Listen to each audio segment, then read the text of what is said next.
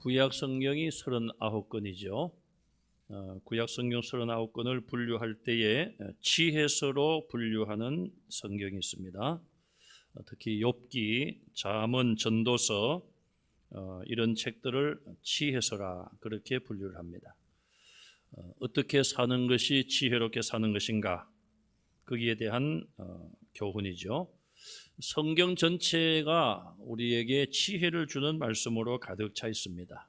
그럼에도 불구하고 욥기나 잠언서, 전도서 이런 성경을 지혜서로 분류를 하는데 그만큼 지혜에 대하여 집중적으로 우리에게 말씀을 하고 있습니다.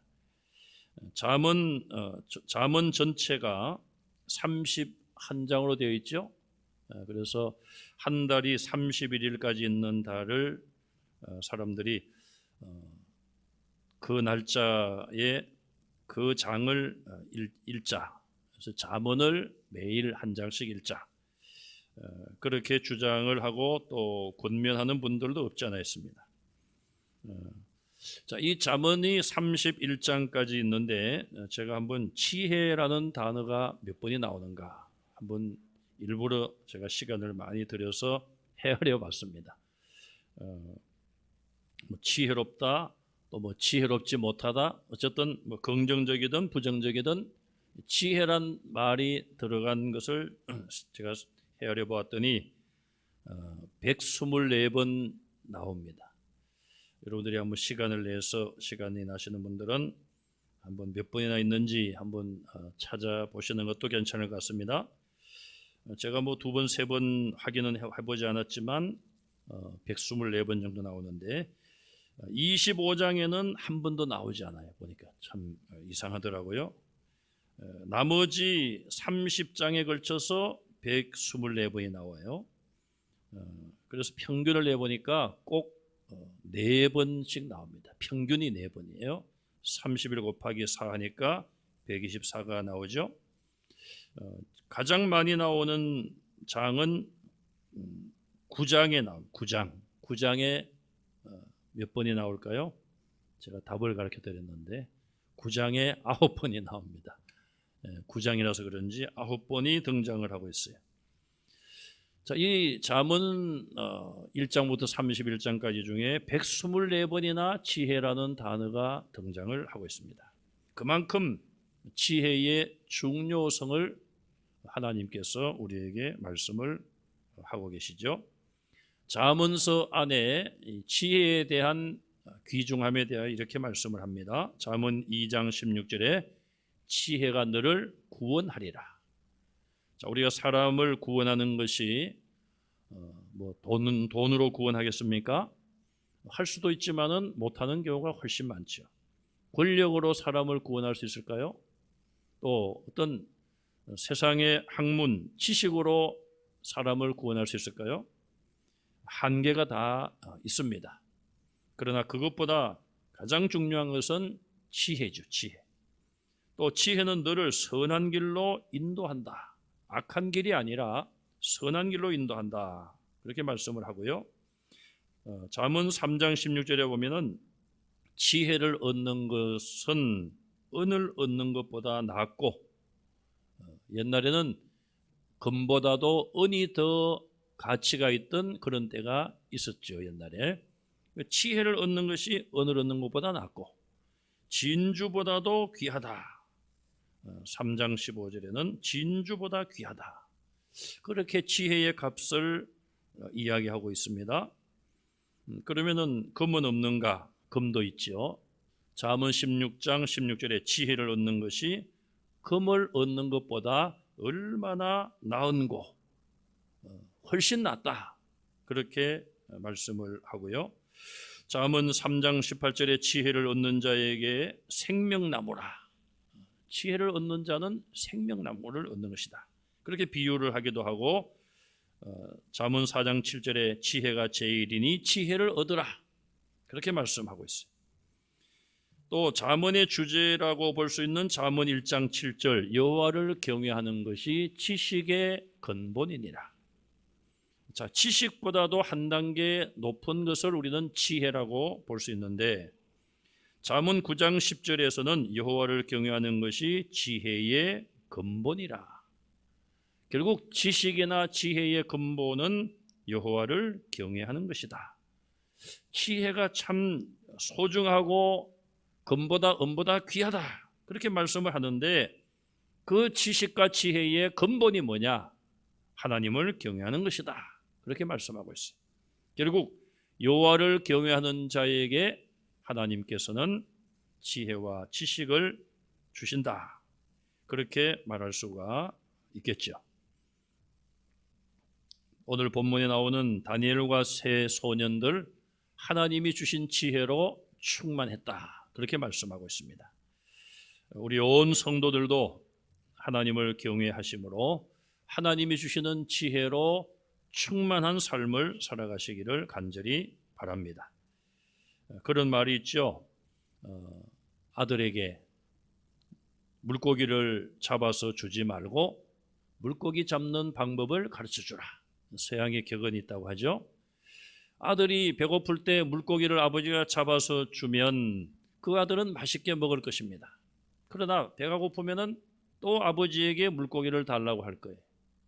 아이가 어려서는 물고기를 잡아줘야 되겠습니다만은, 그러나 물고기를 주는 것보다 아버지가 아들에게 물고기 잡는 방법을 가르쳐 주면 그 방법을 배운 아이는 배가 고프면 자기가 나가서 물고기를 직접 잡을 수 있게 되죠.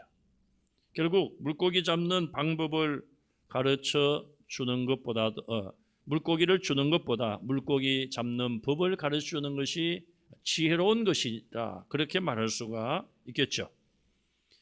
우리 온 성도들이 이런 하나님이 주시는 참된 지혜로 충만하게 살아가는 것이 하나님의 자녀답게 사는 것이죠. 그래서 성경은 어리석다, 지혜롭다 대조적으로 말씀을 하는데, 이것은 구원과 연관이 있습니다. 영적으로 지혜롭다, 어리석다, 이거는 구원과 연관이 있어요.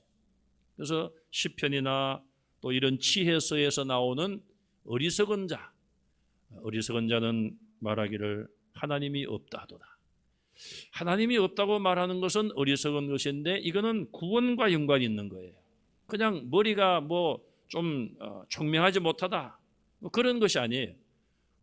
학습 능력이 좀 뒤진다, 이런 의미가 아니라 성경이 말씀하는 어리석은 자는 멸망을 뜻하고 성경이 말씀하는 지혜로운 자는 구원을 뜻하고 있습니다. 하나님의 말씀을 듣고 행하는 자는 반석 위에 집을 지은 지혜로운 자와 같다. 그러나 행하지 아니하는 자는 모래 위에 집을 짓는 어리석은 자와 같다. 예수님의 산상보훈 가운데서도 결론의 말씀인데, 거기서 나오는 지혜와 어리석음도 결국은 구원과 멸망을 대조하는 말씀으로 볼 수가 있는 것입니다. 오늘 본문에 보시면 6절부터 보시면 어려운 환경에 놓인 4명의 소년들을 볼 수가 있습니다. 그들은 6절에 보니까 다니엘과 그의 세 친구인 하나냐, 미사엘, 아사랴입니다. 이 다니엘과 이 3명의 친구들은 나중에 이름을 바꾸게 되죠. 벨드사살, 그리고 사드락, 메삭, 아벳느고라, 그렇게 이름을 바꾸게 됩니다. 이들은 누구입니까? 이스라엘의 귀족이나 왕족의 자녀들, 굉장히 이스라엘에서 지위가 높은 그런 부모 밑에서 성장을 하다가 나라가 바벨론 제국에 의해서 나라가 멸망을 받게 되죠. 그리고 포로가 되어서 바벨론으로 잡혀간 자들이, 이 믿음으로 자랐던 이 소년들에게 큰 시련이 왔습니다. 그들이 만난 시련은 첫째로 이방 나라의 문화를 받아들여야 하는 그런 시련이었습니다. 이스라엘 백성, 하나님의 백성에게는 치욕적인 그런 시련이라고 볼 수가 있습니다. 하나님만 믿고 하나님의 율법을 교육받아 왔던 유대인 이 소년들, 그들은 낯선 이방 나라에 갔어요. 하나님을 믿지 아니하는 바벨론 나라에 잡혀갔고, 그들의 신앙과 그들의 문화와 전혀 맞지 아니하는 환경 속에서 살아가게 되었습니다. 그러나 자기들의 신앙과 지금 자기들이 익숙하게 살아왔던 환경이 아니라고 해서 지금 자기들이 만나고 맞이한 그 환경과 현실을 거부할 수 있겠습니까? 자기들 마음대로 거부하기도 어렵습니다. 북한을 탈출한 탈북민들이 우리 주변에도 있죠. 그분들이 대한민국에 와서 정착하는 과정이 그렇게 쉽지 않다고 합니다. 물론 뭐 환경을 객관적으로 비교해 보면 우리 대한민국이 훨씬 낫다고 우리가 그렇게 생각을 하겠죠. 그러나 뭐 이런저런 거 다 놔두고 그들이 태어나서 자랐던 그 북한이라고 하는 어떤 특별한 문화, 그것과 이 대한민국의 문화는 큰 차이가 있는 것이죠. 그래서 적응하기에 쉽지 않다고 합니다. 제가 1993년에 어린 두 딸을 데리고 우리 가족이 미국으로 가게 되었습니다. 그때 큰 딸이 우리나라 나이로 4살, 작은 딸이 2살이었어요. 그래서 이제 유학생 신분으로 갔습니다. 가서 조금 지나서 이제 큰 아이를 유치원에 보냈습니다. 미국은 사회복지가 참 잘 돼 있어서 유학생의 자녀들도 무료로 유치원, 우리나라로 말하면 어린이집 같은데 무료로 교육을 시켜줬습니다. 처음에는 몰랐는데 꽤 많은 시간이 지나서 그 어린이집 유치원 선생님이 그런 이야기를 했습니다. 그레이스가, 저희 큰딸 영어 이름을 그레이스로 정했는데 그레이스가 몇 개월 동안 말을 한마디도 안 했습니다. 말을 안 한 게 아니라 사실 하고 싶어도 못했겠죠.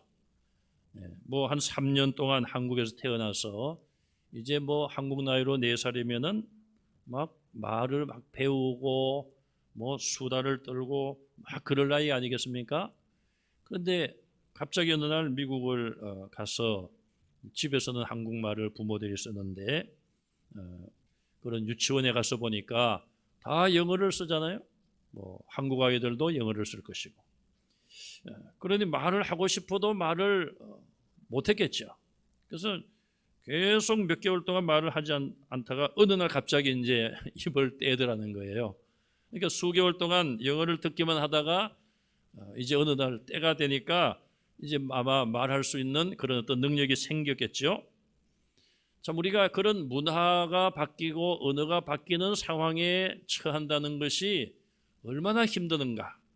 아마 경험하지 않은 분들은 잘 모를 거예요. 저는 뭐 30대 중반에 가서 그런 문화 충격, 언어 충격 뭐 그런 속에서 생활을 했습니다마는 어릴수록 적응도 쉽지만은 충격도 더 크다. 그렇게 볼 수가 있겠죠. 자, 이런 어린아이들이 하나님의 문화가 아닌 이방 나라에 들어가서 그 나라의 배경 속에 던져졌다는 것. 참으로 큰 시련이 아닐 수 없습니다. 두 번째, 이들은 이름조차도 바꿔야 하는, 이방인의 이름으로 바꿔야 하는 그런 또 굴욕적인 시련을 맞이하게 됩니다. 이름은 부모님이나 뭐 우리나라 같은 경우에는 할아버지 할머니가 지어주시지 않습니까? 정말 어떻게 보면 하나의 선물이고 이름이란 것은 나라는 존재를 의미하잖아요. 그래서 사람들은 내 이름의 명예를 위해서 뭐 내 이름이 높아지고 뭐 그런 의미가 아니라 정말 내 이름의 명예를 걸고 우리는 살아가는 경우들도 있습니다. 자, 그런데 이런 귀한 이름을 포기를 하고 바벨론식 이름으로 이름도 바꿔야 합니다. 우리나라도 90세 이상 되신 어르신들은 아마 그런 경험이 있으실 거예요. 저희 어머니도 어려서 일본 이름으로 이름을 바꿨다. 뭐 저희 아버님도 마찬가지일 거고요. 그런 이야기를 제가 들었습니다. 가네모도상인가요? 뭐 김씨를 그렇게 불렀다고 하던가요? 가네모도상. 어쨌든 일본 사람들이 우리나라를 침략하고 식민지로 만들고 우리를 일본 사람처럼 만들려고 얼마나 노력을 많이 합니까? 한국 말과 글을 쓰지 못하게 하고 이름도 일본 이름으로 다 바꾸게 하고 자, 이스라엘 사람들의 이름 속에는 하나님을 믿는 그런 신앙이 들어 있습니다. 다니엘서 우리가 보면서 다니엘이라는 이름이 하나님이 심판하신다, 또 하나님이 살피신다, 그런 뜻을 가지고 있는데 하나님과 연관되어 있잖아요. 그런데 이 다니엘이라는 이름을 벨드사살로 바꾸었습니다. 벨드사살이란 말의 뜻은 벨신이여 생명을 살펴주소서. 다니엘이라는 이름 속에는 하나님이 들어있는데 이 벨드사살이라는 새 이름 속에는 바벨론 사람들이 믿는 이방신 벨이라는 신의 이름이 들어있고 그 신에게 생명을 살려주소서, 살펴주소서, 그런 뜻이 들어있는 거예요. 그러니 뭐 이름 하나만 들어보아도 참 이것은 받아들이기 어렵다. 그러나 이름조차도 이 세 명이 다 바꿀 수밖에 없는 그런 상황 속에 처해져 있습니다. 또 그뿐 아니라 이방 나라의 기름진 음식을 먹을 수 있는 유혹이라고 할까요? 유혹을 맞이한 하나의 시련을 그들이 겪게 됩니다. 그들은 자기 나라에서 보지도 듣지도 먹어보지도 못했던 음식을 먹을 수 있는 그런 기회가 왔습니다.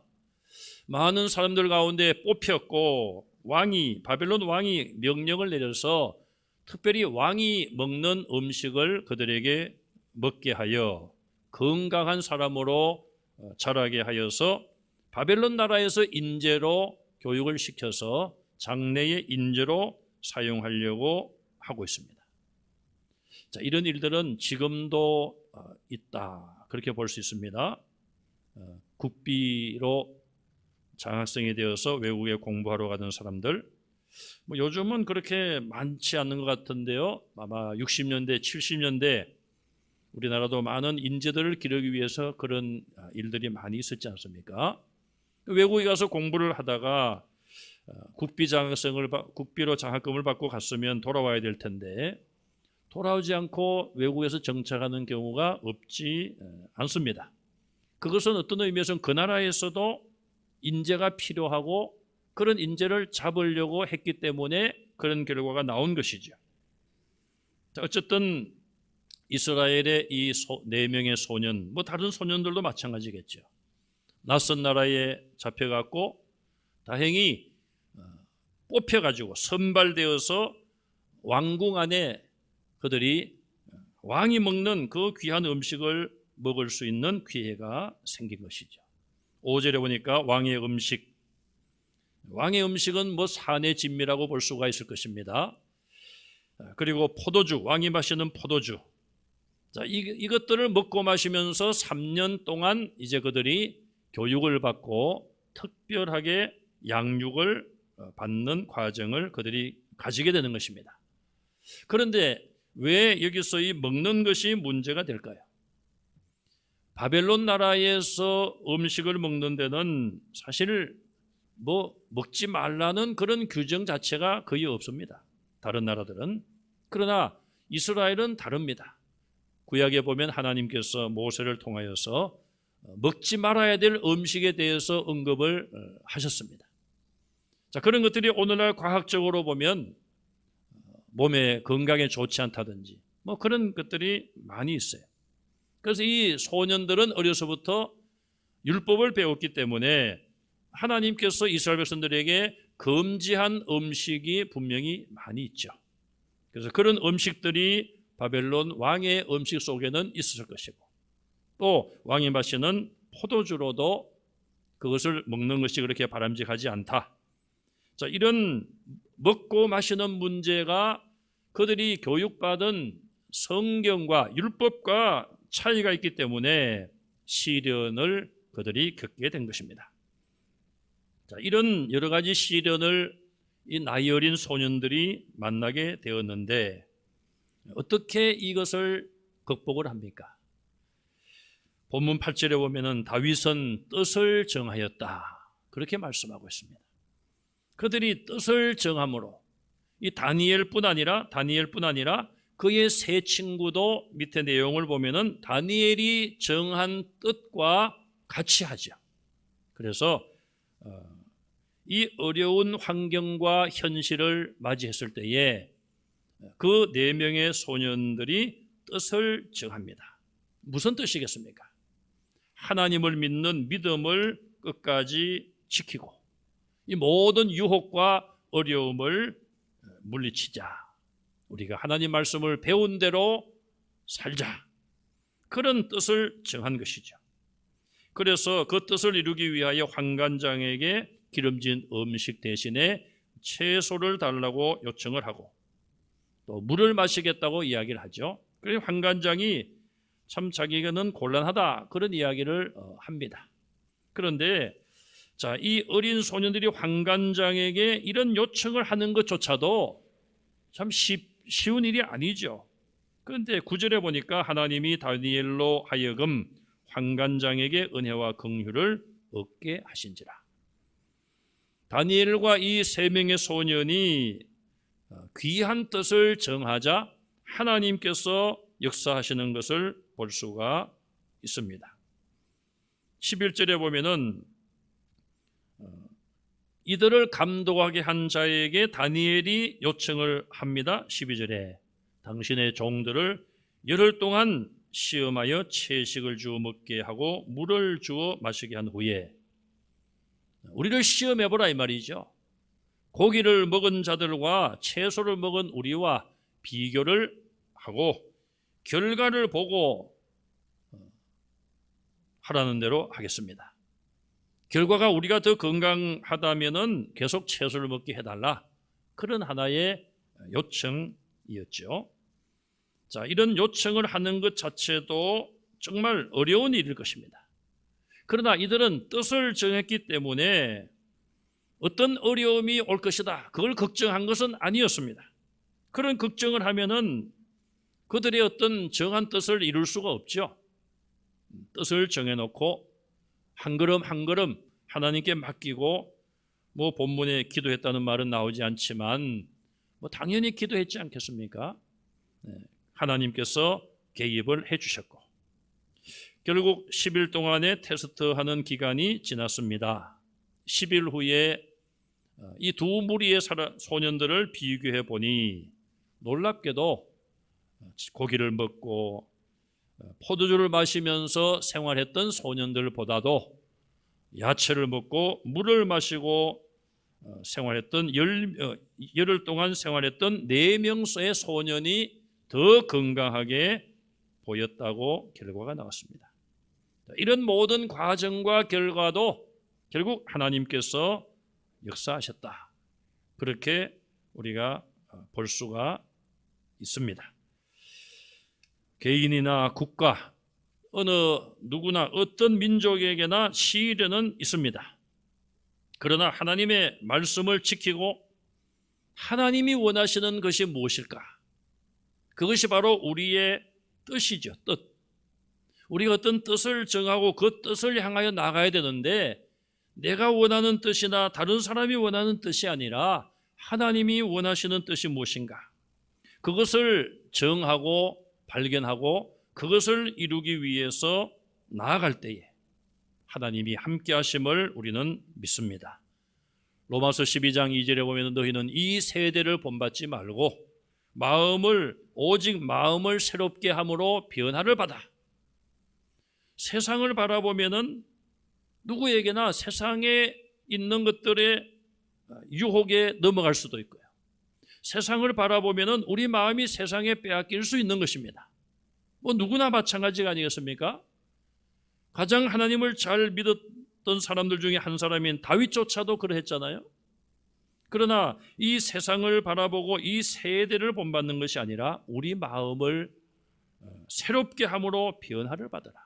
날마다 새로운 마음을 가지라는 것이죠. 그리고 우리가 해야 될 일이 무엇입니까? 하나님의 선하시고 기뻐하시고 온전하신 뜻이 무엇인지를 분별하라는 거예요. 우리 마음이 변화되지 않고는 새로워지지 않고는 하나님의 뜻을 분별할 수 없는 것이죠. 그러면 하나님의 뜻은 어떤 것들인가? 하나님 보실 때에 선하다고 하실 일들, 또 하나님이 보시고 기뻐하시는 일들, 또 하나님 보실 때에 온전히 인정하시는 것. 그래, 그것이 온전한 것이다. 불완전한 것이 아니라 온전한 것이다. 하나님이 그렇게 인정해 주실 수 있는 뜻, 그 하나님의 뜻이 어떤 것인지를 분별하라. 이것이 바울을 통하여 우리에게 주신 말씀이에요. 내가 가고 싶은 길이 있습니다. 내 뜻이 있을 수 있어요. 우리는 그 뜻이 하나님의 뜻과 맞으면은 얼마나 좋겠습니까? 그러나 때로는 하나님의 뜻과 나의 뜻이 부딪힐 때에 우리는 과연 이것이 하나님 원하시는 것인가를 다시 한번 점검해 봐야 되고, 정말 하나님의 뜻이라는 확신이 있을 때에 그 뜻을 굽혀서는 안 되는 것이죠. 마지막으로 하나님께서는 이렇게 믿음을 지키고 뜻을 정한 이 소년들에게 큰 선물을 주시는 말씀이 본문에 나와 있습니다. 17절에 보시면은 하나님은 이 4명의 소년에게 학문을 주셨다, 그렇게 말하고 있어요. 공부를 할 때 공부를 잘하게 하셨다, 그런 뜻이겠죠. 또 모든 서적을 깨닫게 하시고 그랬습니다. 이방 나라에 많은 책들이 있었을 거예요. 그런데 그 책들을 읽고 공부할 때에 깨달을 수 있는 힘을 하나님이 주신 거예요. 또 지혜를 주셨다, 이렇게 말씀하고 있어요. 거기에다가 특별히 다니엘에게는 환상과 꿈을 깨닫는 지혜도 주셨습니다. 여러분, 환상이나 꿈은 공부를 많이 한다고 해서 그 비밀을 깨닫는 건 아니잖아요.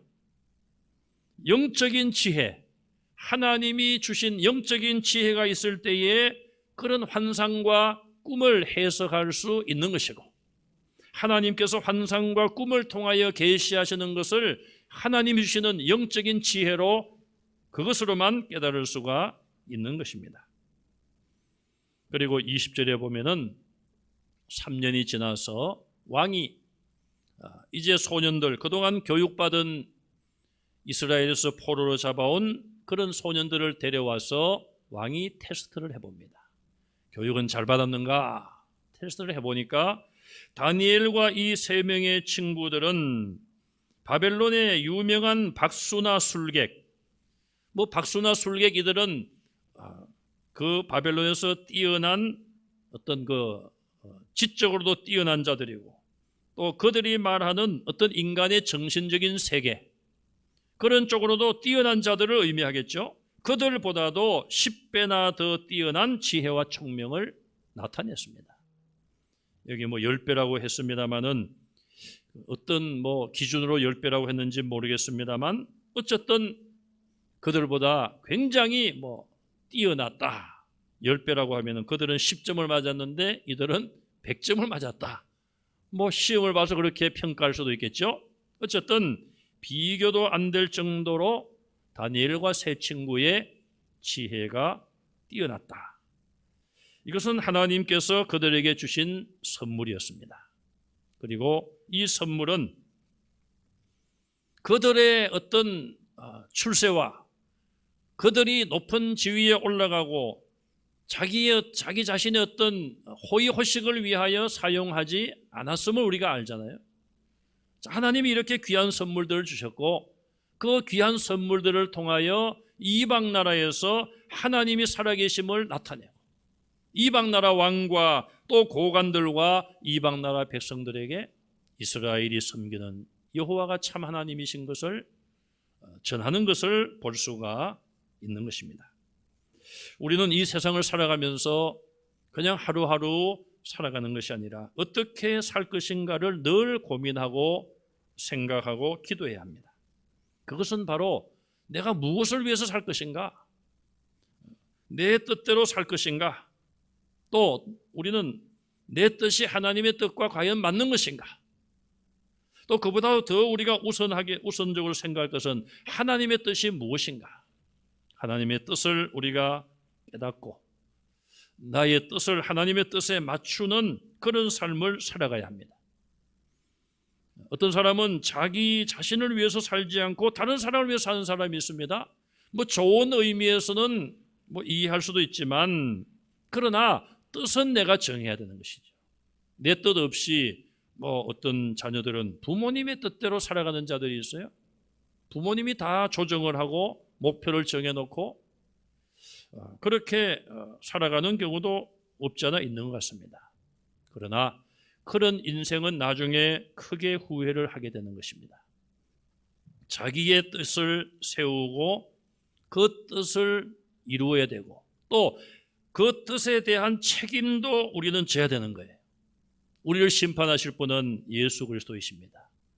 과연 내 인생을 다 살고 하나님 앞에, 예수님 앞에 우리 어떤 평가를 받을 수가 있을 것인가? 오늘 이 다니엘과 세 친구들처럼 자기들의 뜻이 아니라 하나님이 원하시고 기뻐하시는 뜻, 그 뜻을 세우고 그 뜻을 이루어가는 삶을 살아야 할 것입니다. 다니엘과 세 친구는 나라가 망했습니다. 어린 나이에 부모님과도 이별을 했을 것입니다. 전쟁통에서 부모님이 죽었을 수도 있을 것입니다. 더군다나 낯선 외국 나라에 포로로 잡혀갔습니다. 시키는 대로 해야 됩니다.